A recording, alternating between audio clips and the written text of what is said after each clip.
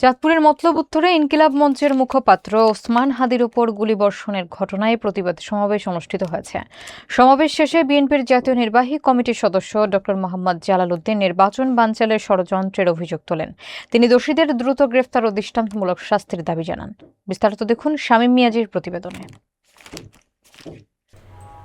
চাঁদপুরের মতলব উত্তর উপজেলায় ইনকিলাব মঞ্চের মুখপাত্র ওসমান হাদির ওপর গুলিবর্ষণ ও হত্যা চেষ্টার ঘটনার প্রতিবাদে একটি বিক্ষোভ মিছিল ও প্রতিবাদ সমাবেশ অনুষ্ঠিত হয়েছে।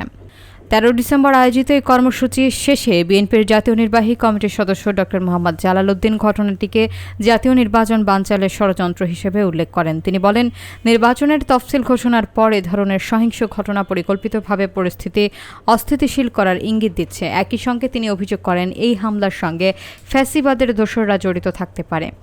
ড জালাল উদ্দিন প্রশাসনের প্রতি দ্রুত ব্যবস্থা নেওয়ার আহ্বান জানিয়ে বলেন, ঘটনার সঙ্গে জড়িতদের অবিলম্বে গ্রেফতার করে আইনের আওতায় এনে সর্বোচ্চ শাস্তি নিশ্চিত করা প্রয়োজন।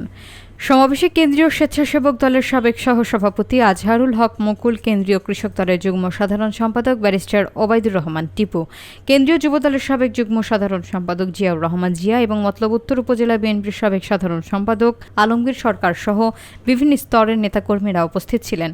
বক্তারা শান্তিপূর্ণ রাজনৈতিক পরিবেশ বজায় রাখার পাশাপাশি সহিংসতার বিরুদ্ধে ঐক্যবদ্ধ প্রতিরোধ গড়ে তোলার আহ্বান জানান। মুখপাত্র ওসমান হাদিকে এবং বিএনপি থেকে মনোনীত চিত্রগ্রাম আসনের মনোনীত প্রার্থীকে গুলি করার কারণে দেশে যে নৈরাজ্য সৃষ্টি হচ্ছে তার প্রতিবাদে দল থেকে বিএনপি থেকে আজকাল এই বিক্ষোভ মিছিল।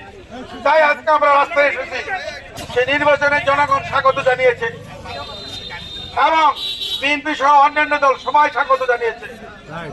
সুতরাং নির্বাচন পরিবেশ বজায় রাখার দায়িত্ব আমরা জনগণ আপনাদের সাথে সহযোগিতা করব, কিন্তু নির্বাচন পরিবেশ বজায় রাখার দায়িত্ব প্রশাসনের। আমি আবারও বলছি, এর প্রশাসনের। বাট আমরা জনগণ আপনাদের পাশে আছি, কাছে থাকবো, সহযোগিতা করব সুষ্ঠু নির্বাচনের জন্য।